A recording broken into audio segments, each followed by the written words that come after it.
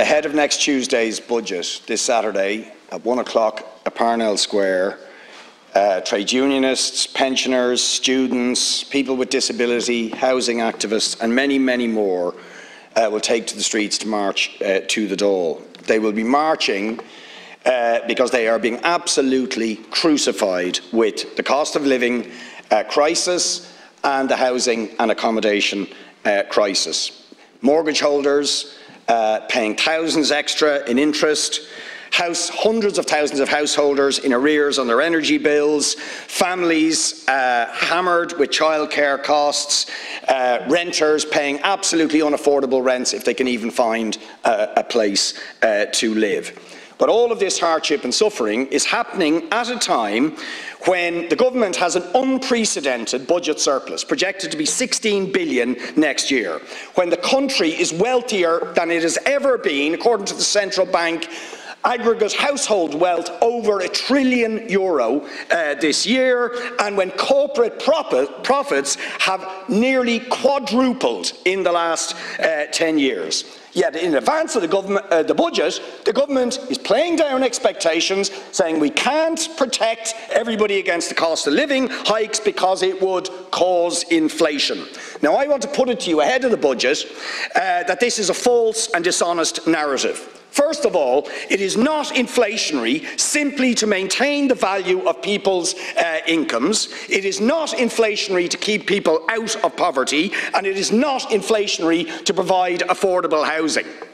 And secondly, that the real problem that you refuse to acknowledge is greedflation, profiteering by the banks, by the supermarket chains, by the property developers, by the corporate landlords. This is their problem.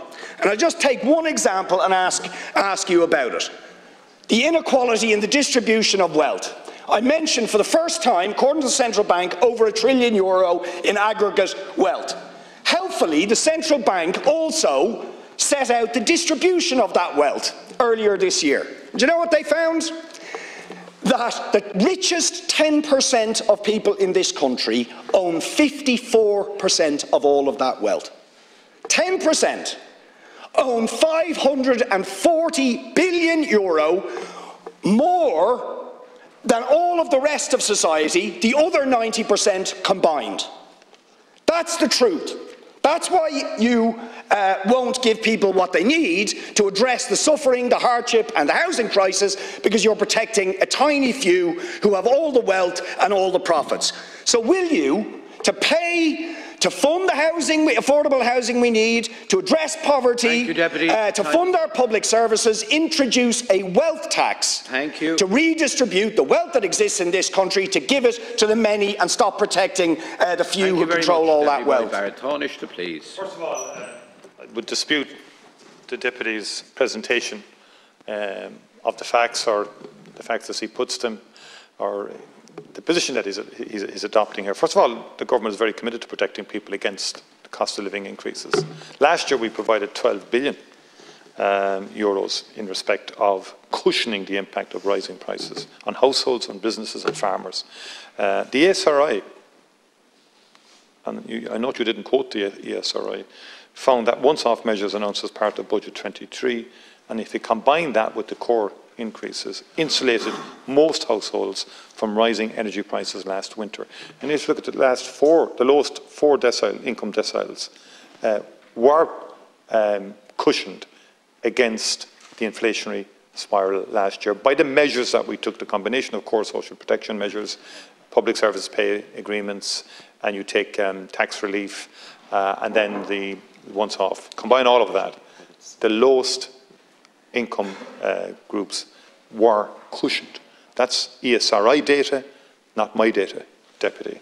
And it is our intention in this budget to continue to cushion people, because next year living standards will rise above inflation. Inflation is on a downward trajectory over the next 12 months. And when you combine the various measures that we will take, with pay and tax relief and so on, and all of that, living standards next year, it is our projection, will increase. The government's commitment is to a fair budget. It's fair to workers, and we need to be fair to those who are out there working, through our tax measures that we will adopt, and indeed in terms of other supports that we can provide and will provide, both in terms of a once-off cost of living package, married to then in terms of those on social welfare protection measures to enable them to come through this winter. Because certain prices, no question, are high and people are under a lot of pressure. On housing, we have record investment in housing in this country. We have very high revenues coming in. They are tapering a bit. That's not government cushioning or managing expectations. The figures speak for themselves. In other words, the significant increases we had in corporation tax, we still have very healthy corporation tax, healthy income tax coming in, all signs of a buoyant economy, because we have full employment in the economy. Now, I suggest respectfully that the measures that you are proposing more generally in the economy, I think would, over time, undermine the employment story in Ireland. Because I think you're anti-enterprise, clearly. You don't believe in a free market economy. You don't believe that enterprises should make profit. I'm talking about even small to medium-sized companies. You're against trade deals. Most small to medium-sized countries in this country want to engage in free trade. You're against it. So I think your policies would undermine the enterprise economy that has resulted in very high employment in this country and career progression. Deputy Boyd Barrett. What I don't believe is that in one of the wealthiest countries in the world, it is acceptable that we have record numbers of families and children, worst of all, living in homeless accommodation. I don't accept that a whole generation of young people are being crucified with unaffordable rents and can never hope to own their own home.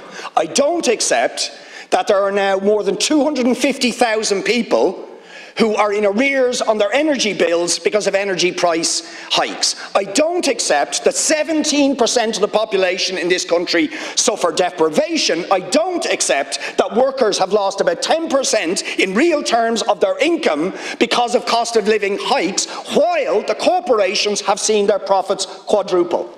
While ESB, 679 million in the first 6 months of this year, double what it earned 2 years ago. And the banks are recording extraordinary profits, and as I said, our figures are from the central bank, when the richest 10% of our population own more wealth than everybody else.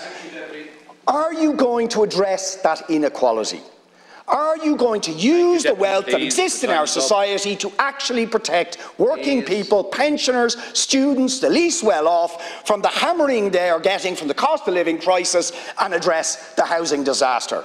We addressed the cost of living issues last year in an unprecedented way, and in a way that no other government in Europe did, in terms of the scale of our intervention, in a whole range of measures at social protection, double payments, all of that.